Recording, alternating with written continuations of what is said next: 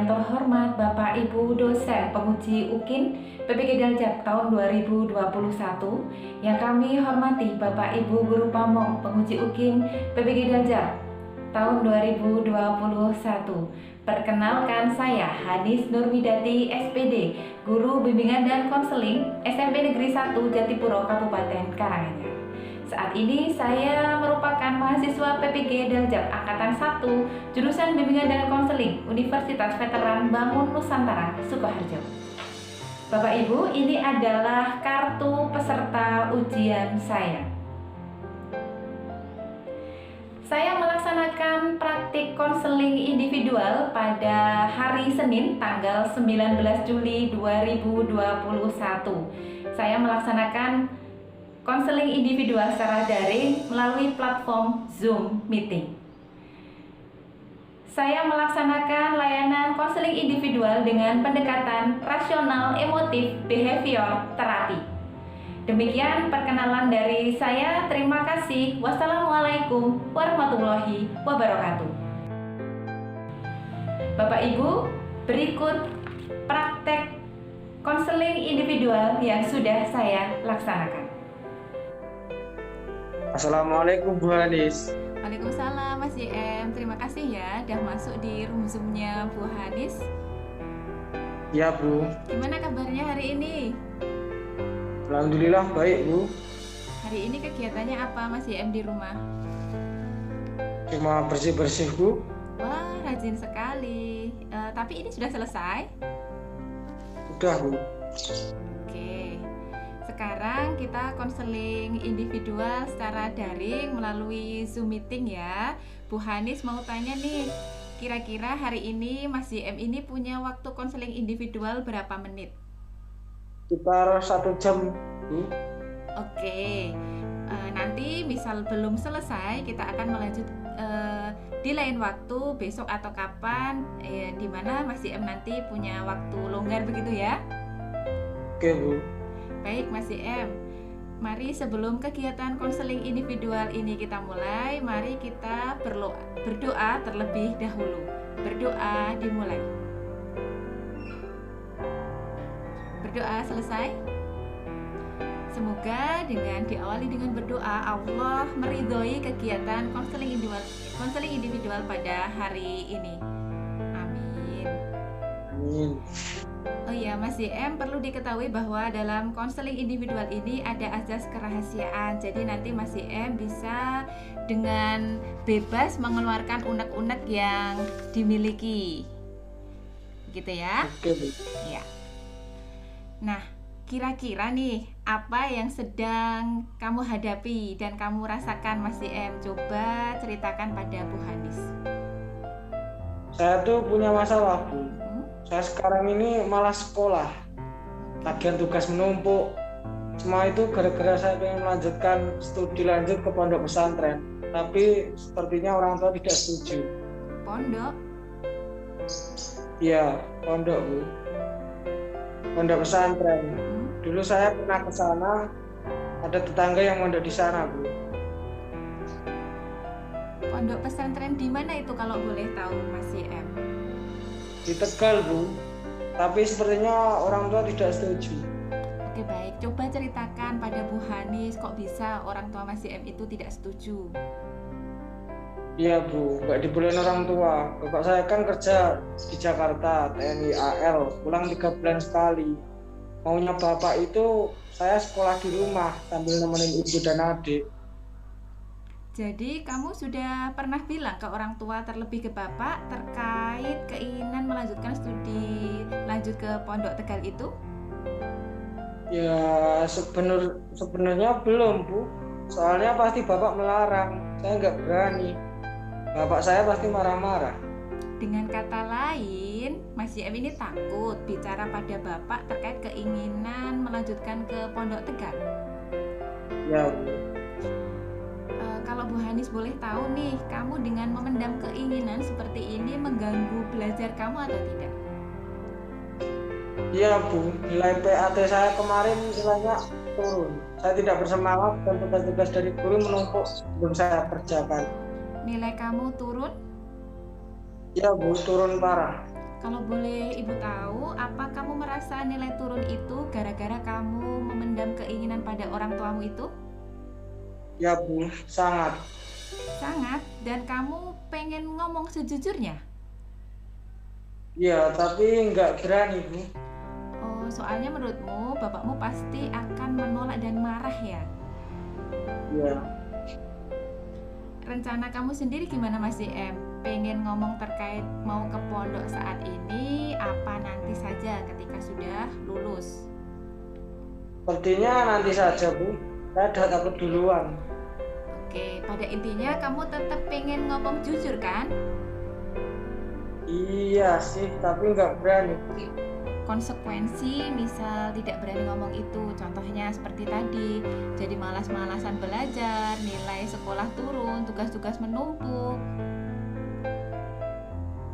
Iya sih, dulu Bapak dan Ibu pernah rasan-rasan Bu. Bapak pengen saya di rumah aja nemenin Ibu. Itu yang bikin saya jadi malas mengungkapkan. Oke, jadi kamu merasa dan menyimpulkan bahwa orang tuamu tidak ngebolehin kamu sekolah jauh di Pondok Tegal itu ya? Iya, Lalu semua itu membuatmu semakin ciut, iya Bu. padahal kamu dalam memendam itu membuat beban di hatimu gitu ya? Iya Bu. Kalau pondok pesantren di dekat rumah saja bagaimana? Tidak di Tegal, jadi kamu kan bisa itu dekat dengan ibu, dengan adik, seperti itu Mas JM. Saya maunya di Tegal Bu. Sudah serap. Dulu saya nganter tetangga dan hati rasanya sudah cocok. Dekat rumah ataupun di tempat jauh, namanya pondok tetap berding Bu. Jadi tidak bisa pulang. Oh iya, baik. Sekarang Bu Hanis tegaskan lagi nih. Jadi sebetulnya ada keinginan ya untuk ngomong dengan jujur ke orang tua. Ada Bu, tapi nggak berani. Oke, lah sebetulnya Mas YM itu pengen ngomong sekarang atau nanti saja sih? Ya pengen ngomong sekarang, tapi saya tuh beraninya ngomong sama Ibu Bu. Kalau sama Bapak nggak berani. Saya nggak terlalu dekat dengan Bapak Bu. Bapak juga TNI, jadi melihat wajahnya saja dah segan. Oke, Bu Hanis paham apa yang dirasakan oleh Mas YM ya. Padahal kan sekarang sudah mau kelas 9. Tentu Mas YM ini ingin tanpa beban menjalani KBM di kelas 9 kan? Ya betul Bu. Nah, kamu nggak pengen ngomong minimal ke ibumu, jadi nanti biar ibu kamu yang membantu ngomong keinginan ke bapakmu. Pengen Bu. Nah, itu sepertinya itu yang bagus. Oke, gimana kalau tujuan konseling kita hari ini kita mencoba memberanikan diri untuk bisa bicara dengan ibu kamu Mas YM. Ya, insya Allah berani. Oke, yang penting kamu membuktikan bahwa keinginan kamu melanjutkan ke Pondok Tegal itu malah membuat belajarmu itu semakin semangat dan dapat memotivasi belajar, begitu ya. Baik, sekarang mari kita sama-sama membicarakan dan mendiskusikan bagaimana solusi terbaik agar kamu bisa berani ngomong kepada orang tuamu. Siap? Siap Bu. Agar kegiatan konseling kita efektif, Bu Hanis akan menjelaskan terlebih dahulu mengenai mekanisme ABCDEF. Mekanisme ABCDEF itu merupakan singkatan dari A adalah antecedent event, yaitu permulaan melakukan sesuatu. A ini didapat dari B, belief ya. B itu belief atau keyakinan, artinya keyakinan atau pemikiran. Dalam belief atau keyakinan terdiri dari dua ya, yaitu belief rasional dan belief irasional, atau keyakinan rasional dan keyakinan irasional. Kebanyakan orang yang bermasalah itu karena orang tersebut mengembangkan pikiran atau keyakinan irasional dalam diri. Jadi, dengan keyakinan irasional tersebut, orang menjadi bermasalah. Nah, semua keyakinan ini akan menimbulkan C ya, C atau konsekuensi. Contohnya saja, ada orang yang ingin selalu dicintai oleh orang lain, dia ingin selalu dimengerti, ingin selalu menjadi yang terbaik seperti itu, maka konsekuensinya orang tersebut akan menghalalkan segala cara agar selalu dikagumi oleh orang lain. Nah, terus gimana sih cara agar keyakinan irasional kita akan hilang? Maka caranya dipertentangkan, disebut D, ya, D, disputing atau dipertentangkan. Kalau keyakinan irasional itu dipertentangkan, maka terjadilah E atau efek. Efek yang paling dekat adalah F atau feeling. Feeling adalah perasaan. Apabila kita sudah mempertentangkan B irasional menjadi D, maka perasaan menjadi nyaman, tenang, dan terselesaikannya masalah, menjadi percaya diri kembali, dan akhirnya menjadi manusia yang efektif.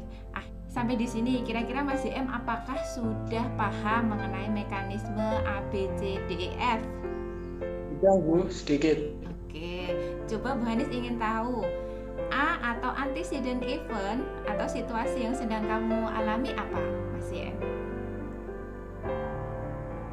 Nilai saya jelek, saya tidak bersemangat belajar. Benar tidak Bu? Iya, betul sekali, nilai kamu jelek, tidak bersemangat belajar, dan beberapa kali bolos pembelajaran daring itu merupakan A. Kemudian B atau belief atau keyakinan, pikiran ya. Itu menurut kamu Mas JM ini mengembangkan pikiran rasional apa irasional? Saya nggak tahu Bu, rasional apa irasional ya? Irasional ya kayaknya. Baik, Bu Hanis akan memberitahu. Jadi Mas JM ini mengembangkan pikiran irasional, sehingga C atau konsekuensi juga irasional, yaitu menjadi malas sekolah, cemas, tidak ada motivasi belajar. Oh, jadi saya bermasalah ini karena saya mengembangkan pikiran-pikiran irasional saya sendiri ya? Iya betul sekali, karena memang pemikiran irasional adalah penyebab terjadinya masalah. Mas JM tahu nggak, Mas JM ini mengembangkan pikiran irasional atau keyakinan irasional apa? Nggak tahu. Apa Bu? Oke, Bu Hanis kasih tahu ya, Mas JM itu tidak berani ngomong kepada orang tua, terlebih ke bapak tadi, dan berpikir irasional pada orang tua. Padahal Mas JM sendiri belum bicara pada orang tua terkait ke studi lanjut ke Pondok Tegal itu, iya kan? Iya sih Bu. Jadi apakah Mas JM ini akan tetap memendam untuk tidak bicara pada orang tua, padahal itu akan membuat cemas? Apakah Mas JM akan tetap berpikir irasional dan memeliharanya? Apakah Mas JM akan tetap seperti itu? Enggak lah Bu. Oke, lalu apa yang akan Mas JM lakukan? Saya akan ngomong sama orang tua saya Bu, minimal sama ibu. Oke, berarti itu adalah komitmen yang Mas JM ambil sendiri ya? Ya. Kalau boleh tahu nih, ibu kamu sibuk apa tidak Mas JM? Tidak Bu. Baik, kalau Bu Hanis boleh menyarankan, pilih waktu yang tepat untuk ngomong. Jadi di saat ibu itu sedang tidak sibuk, sedang istirahat misalnya, di waktu yang santai, seperti itu ya? Ya Bu. Baik, lalu kapan kira-kira akan Mas JM melaksanakan komitmen ini untuk bicara pada ibu tadi? Sore ini Bu. Oke, bagus, hebat. Itu komitmen dari Mas JM sendiri. Kita akan lihat bersama bagaimana usaha keras Mas JM. Ya. Baik Mas JM, sebelum Bu Hanis akhiri pertemuan kali ini, Bu Hanis ingin tahu pemahaman baru apa yang Mas JM dapat dari kegiatan hari ini. Saya menjadi sedikit paham mengenai mekanisme ABCDEF. Dan saya sadar penyebab masalah saya itu karena saya sendiri mengembangkan pikiran-pikiran irasional. Bagus, ya betul. Lalu perasaan Mas JM sendiri sekarang bagaimana setelah melaksanakan kegiatan konseling individual? Perasaan saya menjadi tenang dan nyaman. Kita berani bicara pada orang tua saya. Sip. Lalu rencana yang akan dilakukan Mas JM akan bicara pada orang tua tadi ya, sore ini ya? Iya Bu. Baik, oke. Dari awal sampai akhir kita sudah membahas banyak hal ya Mas JM ya. Pertama, Mas JM merasa tidak merasa tidak bersemangat, bermalas-malas karena ingin melanjutkan studi ke Pondok Tegal dan ingin bicara pada orang tua tapi takut. Namun kemudian Mas JM memutuskan untuk berani ngomong sama ibu begitu ya. Karena kalau memendam terus perasaan untuk studi lanjut ke Pondok Tegal itu akan mengganggu konsentrasi belajar Mas JM. Oke, pertemuan ini Bu Hanis akhiri. Bu Hanis senang Mas JM bisa dengan cepat memahami. Semoga rencana yang kita buat dijalani benar-benar dan membuahkan hasil yang maksimal. Amin. Kita jumpa lagi di lain kesempatan ya. Nanti Bu Hanis akan menanyakan apakah sudah Mas JM melaksanakan komitmen atau belum. Oke? Oke, terima kasih Bu. Baik, setelah kegiatan ini Bu Hanis kirim ke WA berupa link LKPD, lembar kepuasan dan evaluasi hasil terkait pelaksanaan kegiatan hari ini. Berikut Bu Hanis jelaskan terlebih dahulu isi link tersebut. Baik, nanti setelah kegiatan ini Bu Hanis kirim ke WA berupa WA Japri begitu ya, berupa link LKPD, kepuasan konseli dan evaluasi hasil. Namun sebelumnya Bu Hanis akan menjelaskan terlebih dahulu ya Mas YM ya, apa sih LKPD konseling individu. Nah seperti ini terlihat ya, ini ada LKPD konseling individu. Nanti kamu tulis nama, kemudian kelas, kemudian ada beberapa pertanyaan yang bisa kamu jawab. Pertanyaan pertama, bagaimana perasaanmu setelah mengikuti konseling individu ini? Begitu. Perasaannya bagaimana? Silahkan ditulis di sini sampai nomor 5 dan kemudian klik kirim. Kemudian yang kedua adalah evaluasi lembar kepuasan konseli ya terhadap proses kegiatan konseling. Ini silahkan ditulis nama konselornya saya. Kemudian ada hanya 4 pertanyaan. Jadi nomor 1, penerimaan guru BK atau konselor terhadap kehadiran Anda bagaimana? Silahkan dicentang, sangat memuaskan atau kurang memuaskan. Itu tinggal centang saja. Kemudian klik kirim. Yang terakhir evaluasi hasil konseling individual, ada 6 pertanyaan. Pertanyaan pertama contohnya, suasana menyenangkan pada saat mengikuti kegiatan layanan BK. Ini bagaimana? Kalau 1 itu kurang memuaskan, 2 cukup memuaskan, 3 memuaskan, dan 4 sangat memuaskan. Nah seperti itu dan silahkan klik kirim. Gitu untuk penjelasan LKPD, evaluasi hasil dan lembar kepuasan konseli. Oke Bu Hanis kira layanan pada hari ini selesai sampai di sini. Terima kasih dan mari kita tutup dengan doa. Berdoa dulu. Berdoa dimulai. Berdoa selesai. Mas JM, Bu Hanis tunggu kabar dari Mas JM terkait bicara pada orang tua ya. Oke Bu, siap. Oke, terima kasih perhatiannya. Mohon maaf apabila ada salah kata. Wassalamualaikum warahmatullahi wabarakatuh. Waalaikumsalam warahmatullahi wabarakatuh.